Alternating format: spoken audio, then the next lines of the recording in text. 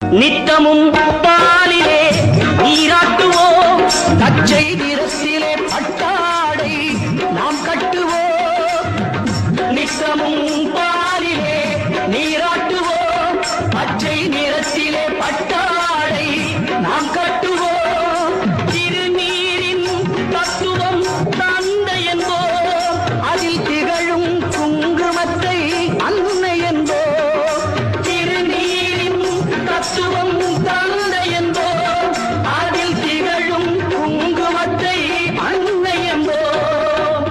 சந்தளம் மணக்குது, கற்பூரம் ஜொலிக்குது, கண்ணகிரி போகி வந்தான் நன்மையில்